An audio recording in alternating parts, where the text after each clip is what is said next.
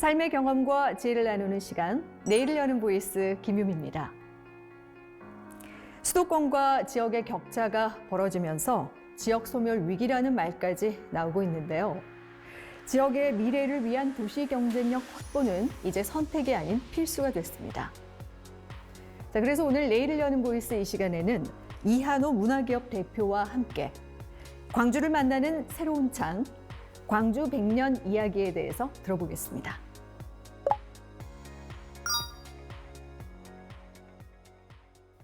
네, 안녕하세요. 저는 지역문화기획자 이한호라고 합니다. 저는 이제 광주살이 12년 차 됐고요. 지금도 많은 분들이 광주에 최근에 오신 사람이라고 저를 가끔 소개하기도 합니다. 제가 이제 활동에 오면서 광주분들이 지역문화기획자로서 바라보는 광주는 어떤 곳이었나라는 질문들을 광주 오기 전에도 좀 많이 받았던 것 같아요. 제가 이제 부산에서 살면서 어릴 때 들었던 기억들은 무등산, 그리고 5.18, 그 정도 선에서 광주라는 도시에 대한 이미지가 많았던 것 같습니다. 그러다가 2004년도에 제가 처음 아시아 문화 도시 광주라고 하는 이야기를 처음 들었고요. 그리고 2006년도에 광주 비엔날레 개막식 기획 운영을 함께 하게 되면서 광주의 새로운 면들을 제가 좀 발견하게 됐던 것 같습니다. 이후에 광주와 인연이 계속 이어지면서 2007년도에는 광주 대인시장, 그리고 이후에 광주 무등산과 관련된 프로젝트, 또 그리고 광주 김치축제와 지역 내에 있는 다양한 자원들을 좀 연구하고 그리고 함께 이야기 나눌 수 있는 기회들을 가지면서 광주를 바라보는 시선이 조금 더 넓어졌던 것 같습니다. 그 과정에 제가 진행했던 지역문화 브랜드 특성화 사업이라는 것을 통해서 광주가 그동안 이야기했던 5.18 혹은 또 무등산과 같은 자원 이외에도 광주가 가지고 있는 굉장히 매력적인 산업적인 또 문화적인 자원들에 대해서 많이 알게 됐었고요. 그 이후에 광주에 이제 2012년도에 제가 정착을 하겠다 마음 먹게 됐던 이유 중에 하나가 광주를 굉장히 다양하게 바라봤기 때문에 가능했던 것 같습니다. 그때쯤에서 제가 이제 던졌던 질문이 1980년 이전은 광주는 어떤 곳이었나라는 거였습니다. 그러니까 1980년 광주라는 이야기가 제가 광주를 다니면서 만났던 많은 지역의 청년들 또 문화예술인들이 느낄 때 좀 약간 버겁다라는 느낌? 네. 그 버거움을 벗어나기 위해서는 우리는 뭐 다양한 방법이 있겠지만은 그것을 버리기보다는 그것이 가지고 있는 이야기의 출발점이 되는 곳, 그리고 이 이야기가 어디에서부터 과연 시작됐을지에 대한 새로운 질문들이 좀 필요하다 생각했었고요. 근데 그때 돌아왔던 답변들이 글쎄, 그때는 그냥 그랬어 라고 하는 질문에 대한 답변이 대부분이었던 것 같고요. 그때부터 좀 제가 이제 원래 이렇게 연구하고 조사하는 걸 좋아하다 보니까 지역에 대해서 조사를 하는 과정에서 굉장히 매력적인 광주의 시간들을 새롭게 발견하게 됩니다.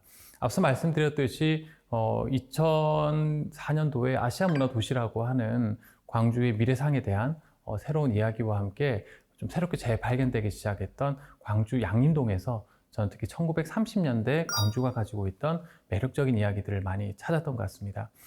1930년의 이야기를 제가 하면 지역분들이 또 이러셨어요.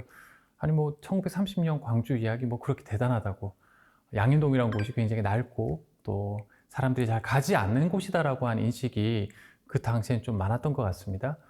그때 제가 이제 드렸던 이야기는 제가 관심 가지는 것은 1930년대의 근대 문화 유산으로서의 건물이나 어떤 유형의 것들보다는 그 당시를 살아갔던 사람들에 대한 이야기가 관심이 있다고 많이 이야기 드렸었어요. 1929년도에 여러분들 다 아시다시피 광주 학생 항일 운동이 진행이 되었었고 그 이후에 어떻게 됐는지 잘 모르시죠? 네, 1930년에 학생 항일 운동에 참여했던 학생들이 대부분 학교에서 퇴학을 당합니다. 네, 그리고 그 거리로 쏟아져 나온 그 학생들은 어떻게 됐을까요?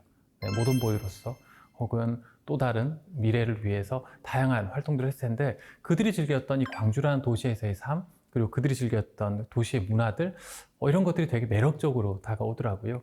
그 이후에 간ep 방직 공장을 비롯해서 여성들의 일자리가 점점 늘어나면서 이제 남성들보다도 여성들의 가처분 소득이 늘어나면서 패션, 뷰티 그리고 다양한 분야에 있어서 새로운 라이프 스타일들이 등장했던 그 시대에 관심을 가지면서 굉장히 매력적인 이런 이야기들이 그동안 광주 시민들에게는 별로 공유가 안 됐었구나 라는 생각을 했었습니다. 더불어 제가 양림동이라는 곳에서 발견했던 건 이러한 이야기들 속에서 선교사들이 중심이 되어 이 양림동에서 피어나고 있던 서구와 우리 전통의 어떤 조화로운 융합들, 그리고 구석에서 피어나고 있던 개방성과 다양성에 대한 이야기들이 굉장히 매력적인 이 도시의 이야기로서 좀 다가왔던 것 같습니다. 이런 것들을 좀 모아봤을 때 1930년대의 광주가 가지고 있던 모습 속에서 저는 2004년 아시아 문화도시 사업에서 발견했던 미래의 어떤 광주의 개방적이고 또 굉장히 다양한 아시아인들이 함께하고 있는 문화도시로서의 상을 좀 발견하게 됐었고요. 그래서 1930년부터 미래까지 이어지는 이야기를 한번 만들어 볼까 생각을 하게 됩니다. 그러면서 1930년 양림, 1980년에 무대가 되었던 5월의 광장, 그리고 2030년 아시아의 무대가 되는 아시아 문화 전당, 이렇게 이어지는 하나의 이야기를 광주 100년 이야기라고 하는 브랜드로 새롭게 만들게 됩니다. 광주 100년 이야기는 어떻게 보면 기존의 1980년으로 딱 고정되어 있던 광주에 대한 시선을 좀 더 넓고 그리고 좀 더 다양하게 펼침으로써 광주에 대한 매력과 도시의 어떤 미래상에 대한 기대들을 새롭게 만들어내는 도시 브랜드로서의 역할을 할 수 있겠다라고 생각을 했었고, 그래서 이를 바탕으로 해서 연구와 다양한 기획 활동들을 시작합니다. 과거와 미래는 눈에 보이지 않죠. 네, 그러다 보니 저는 문화기획자로서 지역이 가지고 있는 다양한 장소들, 또 다양한 활동들을 함께 연결시켜서 이 이야기들의 씨줄과 날줄들을 만들어 보기 시작했습니다. 그때 맨 처음 했던 것은 1980년 광주에 대한 이야기였습니다. 당시에 전남대학교 문화전문대학원의 임우용 교수님께서 진행했던 5월길 프로젝트가 굉장히 매력적으로 다가왔었고, 그 프로젝트의 기획과 또 다양한 축제나 프로그램들, 교육을 운영을 하면서 1980년 광주의 이야기들을 함께 처음 시작했던 것 같습니다. 그리고 2030년 광주의 중심이 되는 아시아 문화전당에 대해서는 문화전당 스토리텔링과 또 여행자 공간 등을 운영을 하면서 미래 아시아인들이 함께할 광주의 모습에 대한 연구들과 또 자료들을 많이 정리를 했던 것 같습니다.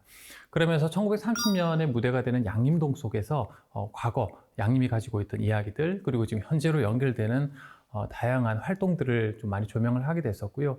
그 과정에 양림이 1930년뿐만이 아니라 1980년 5월에 흔적이 있는 5월 어머니 집을 비롯해서 2030년 미래 아시아 문화 중심 도시의 핵심적인 자원이 된 예술인들이 머물고 있는 매력적인 씨줄과 날줄이 엮여 있는 장소라는 것을 확인하게 됐었습니다. 그러면서 이 양림동이 많은 분들에게 사랑받고 또 이야기되는 것이 광주의 100년 이야기가 알려지는 데서도 굉장히 중요하겠다라는 생각을 하면서 지난 10년 동안 축제, 전시, 투어 프로그램, 그리고 지역을 알릴 수 있는 다양한 콘텐츠들을 만들면서 양림동을 알리는 문화기획자로서 지금은 더 많이 이렇게 알려진 것 같습니다. 하지만 출발점으로 돌아가서 광주 100년 이야기에 대한 관심은 계속 좀 욕심이 많이 났었는데요. 다행히 2017년도에 그런 기회가 있었습니다. 광주 100년 이야기 버스라고 하는 광주 테마형 시티투어 버스를 기획, 운영할 수 있는 기회가 주어졌었고요. 이걸 통해서 배우들과 함께 1930년 광주부터 2030년 광주까지 시간 여행을 하듯이 한 3시간 정도 함께 버스를 타고 여행을 하는 장소 특정형 테마 투어 버스를 기획 운영하면서 광주 100년 이야기라고 하는 제가 정말 광주에서 꿈꿨던 이야기를 외부에 이야기하고 많은 여행자들이 이 버스를 통해서 광주의 이야기를 접할 수 있는 계기들을 만들었던 것 같습니다. 광주 100년 이야기 버스를 통해서 2030년 광주에 대해서 좀 새롭게 상상을 하게 됐었고요. 그러다가 2020년 코로나와 함께 버스가 멈춰섰죠. 그리고 저희 양림동 역시 많은 분들이 찾으시던 곳에서 코로나와 함께 문이 닫히고 또 많은 사람들의 교류가 끊어지게 됐었습니다. 오히려 그때 멈춰섰던 게 저한테 굉장히 중요한 기회였던 것 같아요. 그렇다면 과연 우리의 10년 후 2030년이 됐을 때 광주라는 도시는, 그리고 우리의 삶은 어떻게 되어 있을까? 코로나 올 줄 아무도 몰랐잖아요. 그것처럼 2030년 미래에 대해서 우리가 상상하는 것만으로 다 되는 것이 아니라 결국 우리가 함께 준비해야 되고, 또 그것을 준비하는 사람들이 함께 모일 수 있는 공간들이 필요하겠구나라는 생각을 많이 하게 됐었습니다. 그러면서 양림동에 한 50년 정도 운영되었던 유치원 공간을 활용해서 10년 후 내일에 대해서 이야기 나누는 사람들이 함께 모일 수 있는 10년 후 그라운드라고 하는 공간과 그들을 위한 프로그램들을 운영을 하게 됐고요. 코로나 시기라서 많이 모이시진 못했죠. 하지만은 굉장히 좋은 뜻을 가지신 분들이 함께 동참하시면서 양림동에서 함께 꿈꾸고 또 미래에 대한 이야기들을 할 수 있는 모습들을 그 공간에서 함께 경험했던 것 같습니다. 양림동에서 이렇게 미래를 이야기한다는 건요, 앞서 말씀드렸듯이 광주 100년 이야기의 C줄과 날줄이 엉켜있는 곳으로서 광주 시민뿐만이 아니라 광주를 방문하시는 여행자, 특히 관계 인구를 중심으로 해서 광주가 가지고 있는 이야기들을 새롭게 경험하고 함께 동참하려고 하는 분들이 더 늘어나는 관계 인구 확장의 공간으로서 양림동이 가지고 있는 기능을 저희는 10년을 통해서 발견하게 됐던 겁니다. 이 과정에서 어쩌면 앞으로 양림동이 가진 이야기뿐만 아니라 광주가 가지고 있는 이 100년의 이야기들을 계속해서 만들어 나가기 위한 새로운 가능성들 그리고 새로운 도전들이 이어질 텐데, 특히 내년 2024년도에는 광주 비엔날레 30주년과 함께 지금 현재 총감독을 맡은 니콜라 브리오 감독의 계획에 의해서 광주 비엔날레의 네 가지 주제 중에 제4주제가 양림동 전역에서 펼쳐지게 됩니다. 세계적인 작가들이 양림동에 있는 주요한 공간들에서 자신들의 작품을 펼치고 이 마을 전체가 하나의 미술관이 되는 시티 프로젝트를 통해서 양림동이 광주의 양림에서 나아가서 아시아 그리고 세계적인 어떤 예술 마을로서 알려질 수 있는 계기가 내년에 만들어지지 않을까 생각을 하고요. 최근에는 양림동이 한국관광 100선에 또 두 번째로 다시 선정이 되고 다양한 공신력을 확보하는 계기들을 가지고 있어서 점점 더 많은 분들에게 양림동을 통해 광주를 좀 새롭게 만날 수 있는 계기들을 가져갈 수 있지 않을까 저희는 기대를 하고 있습니다. 그런 면에서 10년 후 미래를 고민하는, 특히 광주에서 살아가고 있는 분들과 함께 이야기 나누고 어울릴 수 있는 공간으로 여러분들이 좀 더 양림동을 자주 찾아주시길 저는 바랍니다. 네, 오늘 강연 잘 네, 들었습니다. 감사합니다. 이야기 이렇게 들으면서 광주 지역의 다양한 문화 관련된 예술 관련된 기획들은 광주 분들이 가장 잘 알고 지역을 잘 알기 때문에 하시겠지 했는데, 오히려 밖에서 바라보는 광주가 장점을 보는 데는 더 좋겠다는 생각이 들었어요. 네. 정말 이 광주가 집이 아니라는 사실에 저는 네. 한번 일단 놀랐는데요. 어떻게 광주하고 이렇게 인연이 됐는지도 궁금합니다. 그러니까 2012년에 그 시점쯤에 제가 회사 창업하고 이제 지역들을 많이 다녔었는데 네. 지역에서의 삶에 대해서 좀 바람을 가지게 되고 여러 지역들을 고민하다가 광주라고 하는 도시를 제가 그동안 알아왔던 네. 과정에서 한번 살아보고 싶다라는 생각을 했었어요. 보통 그 시기에 제주도 살아보고 싶다. 그렇죠. 최근에는 강릉 살아보고 싶다 하는데, 제가 광주를 살고 싶다 했던 건 광주가 가지고 있는 말씀하셨듯이 다양한 문화, 예술 그리고 지역의 다양한 이야기들이 정말 기획자로서는 무궁무진한 좀 흥미거리로서 있더라고요. 처음에는 흥미였던 것이 나중에 살겠다 마음 먹고 깊숙이 들어가다 보니 굉장히 너무 소중한 것들이더라고요. 그리고 저는 이제 부산에서 어릴 적부터 이제 쭉 자라오면서 그동안 잘 몰랐던 우리 삶의 이야기에 많은 흔적들 그리고 출발점이 되는 것들이 광주라는 도시에서 시작한다는 걸 알게 되고서 이 도시에서의 문화기획은 저에게 굉장히 큰 변화를 만들겠구나 그런 생각들을 했던 것 같아요. 광주 지역민으로서는 참 감사한 부분이 있는 것 같아요. 뭐 제주도 좋죠, 강릉도 좋고 누구나 보기에 좋은 곳들이 많은데 원석이라고 할까요? 원석을 보는 어떤 그 매력 그리고 센스 이런 것들이 갖춰져서 광주의 장점과 광주를 내가 갔을 때 지역의 좋은 점들을 내가 이렇게 개발하면 좋겠다 이런 생각을 해주셨다는 것 자체가 참 그래서 감사한데 경상도 그리고 고향이 그리고 활동 무대는 또 서울이시기도 하고 다양한 지역들을 다니시는데 광주에 대한 애정을 갖고 있어서 감동이기도 합니다. 뭐 일단 아시아 문화 전당도 있고 또 광주 양림동을 중심으로 활동을 많이 해오셨기 때문에 지금 하고 있는 어떤 활동 또 과거의 활동들 물론 강연 중에서도 말씀해 주셨지만 가장 큰 나의 어떤 광주의 어떤 애정을 보여주는 활동들 어떤 것들이 있었는지 궁금합니다. 양림동 안에서의 저의 활동은 주민으로서의 활동이기도 합니다. 양림동에 살고 있고 거기에 사무실도 있지만 제가 운영하는 또 공간이 있다 보니 대단한 어떤 뭐 행사라든지 또 어떤 프로그램들을 기획해서 운영하는 것도 중요하지만 양림동이라는 곳에서 어떻게 보면 또 한 사람으로서, 주민으로서 이렇게 이곳을 계속 돌아다니고 이곳에 사람을 만나고 그리고 새로운 사람들이 올 수 있도록 사람들을 맞이하고 이곳에서 그 사람들과 함께 어울릴 수 있는 일상들에서 조금 더 새로운 가능성들을 발견해 나가는 과정들, 저는 이게 한 10년 동안 쌓이다 보니까 네. 이제 광주를 좀 찾으시는 분들이 연락을 많이 주세요. 오시면은 나 왔는데 이 대표 어디 있어? 그리고 주말 아침에나 또 주중에도 전화 오시면은 가능하면 시간 내서 네. 양림동으로 오시죠. 차 한잔 하시죠. 식사하시죠. 산책하시죠. 네. 이게 어쩌면 광주가 가지고 있던 앞서 말씀드렸던 1980년이라고 하는 좀 약간 무겁고 또 뭔가 누릇누릇한 이미지에서 아 그래 광주는 이런 매력이 있었지 네. 라고 이분들과 함께 대화 나누는 과정에 이분들 한 분 한 분이 이제 다니시면서 야, 광주 좀 달라 이런 이야기를 하게 만드는 도시 커뮤니케이터로서의 역할이 저는 가장 제가 하는 활동 중에 중요하다고 생각을 합니다. 네. 네. 양림동 뭐 여러 번 가지만 네. 사실 광주 지역에는 한 번 가보면 나 거기 가봤어 이제는 안 갈래라는 공간들도 네, 네. 있지만 양림동은 끊임없이 젊은이들이 찾고 또 갔을 때 느낌이 또 달라지고 또 많은 사람들이 와줌으로써 양림동의 가치를 점점 느껴가고 있는 곳이 아닌가 이런 생각이 드는데 그럼에도 불구하고 이 근대 유산 관광을 하기에 근대 유산들이 뭐 이 정도가 많은 건 아니지 않나라는 그런 목소리도 있거든요. 어떻습니까? 그 부분에 대해서는 어떻게 보시는지요?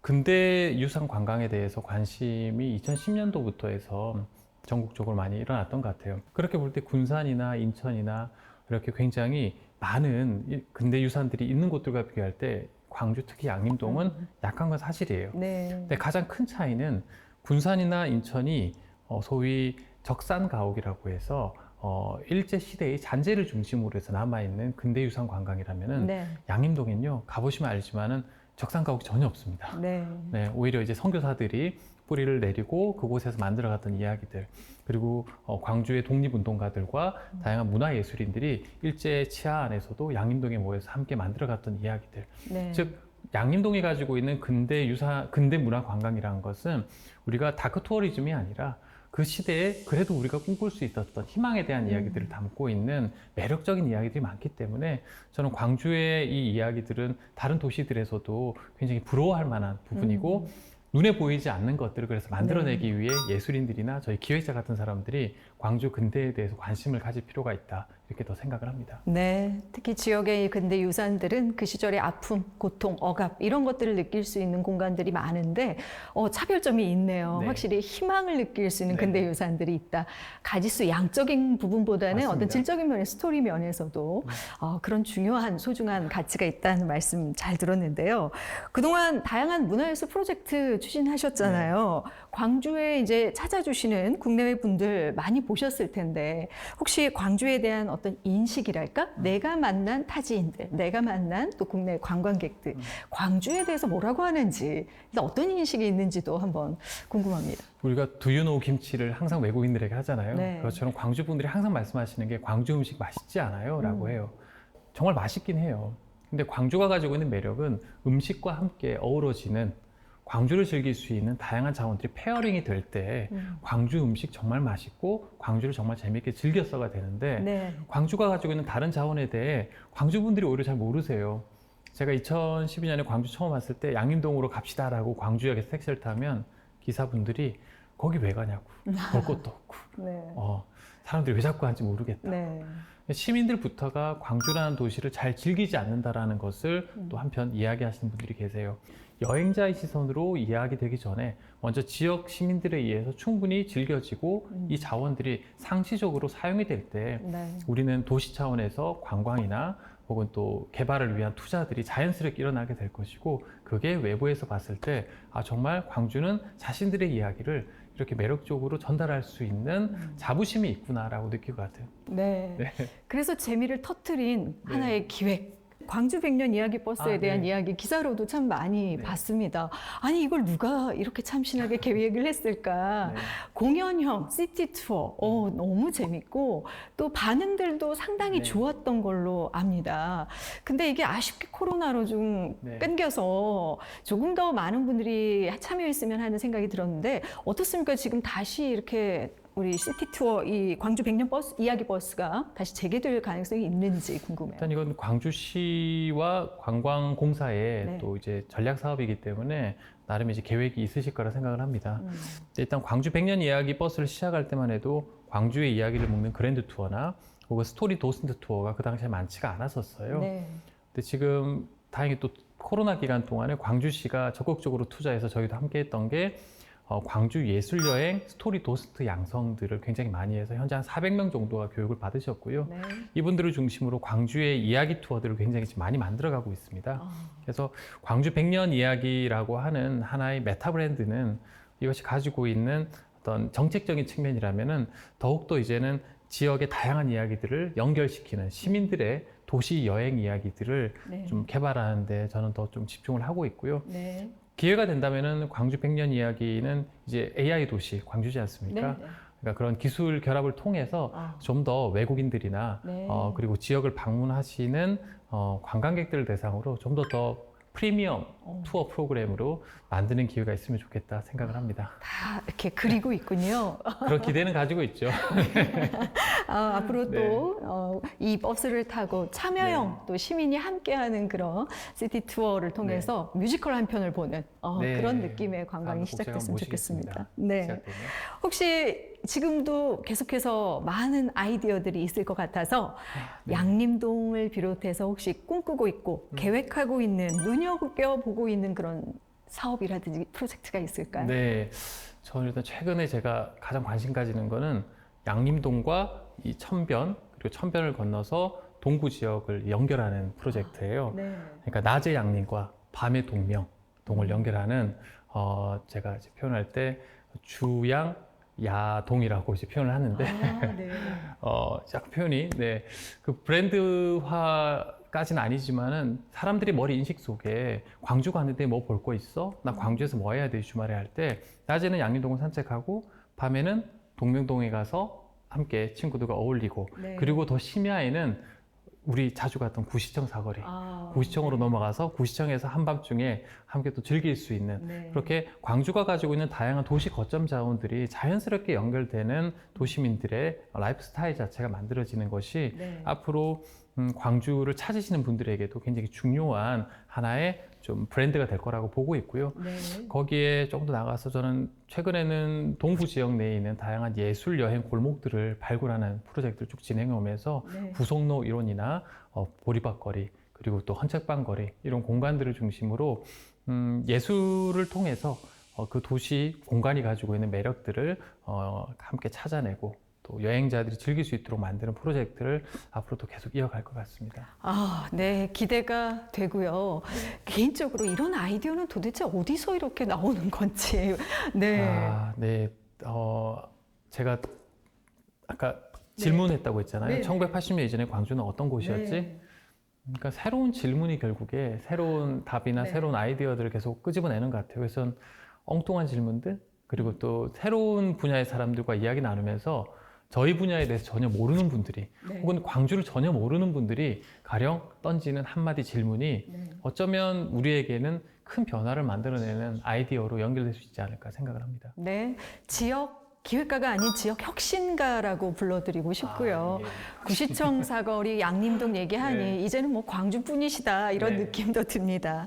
오늘 정말 많은 이야기들 또 광주 지역민들이 이 방송을 시청하면서 우리 광주가 정말 좋은 곳이구나라는 걸 많이 느끼셨을 것 같은데 끝으로 마무리 짓는 말씀 하고 싶은 말씀 있으시면 한 줄 평으로 부탁드리겠습니다. 네, 저희가 오래된 것을 새롭게 만드는 것에 대해서 관심들이 많으세요. 근데 지금 우리가 살아가는 이 빠른 변화 속에서 저희가 앞으로 선택해야 될 것은 저는 새로운 변화 위에 광주가 가지고 있던 오래된 것을 위에 얹히는 게 중요하다 생각합니다. 그러니까 오래된 것 자체, 어떻게 보면 저희가 가지고 있던 5.18을 비롯해서 무등산과 지역의 정체성이 있는 자원들이 그 자체로서만 보여질 것이 아니라 변화되는 환경에서 정말 개방성을 가지고 다양한 사람들이 광주라는 도시를 함께 연결될 수 있도록 좀 열린 환경 속에 그 변화를 함께 만들어 갔으면 하는 바람입니다. 네, 오늘 말씀 잘 들었습니다. 네. 고맙습니다. 감사합니다. 오랜 역사와 전통 그리고 다양한 문화예술 자산이 있는 광주는 볼수록 멋지고 알수록 매력적인 도시인데요. 앞으로 10년 뒤 그리고 100년 뒤에도 우리나라를 대표하는 문화중심 도시로서 사랑받길 바랍니다. 오늘 내일을 여는 보이스 이 시간 여기서 마치겠습니다. 함께해 주신 여러분 고맙습니다.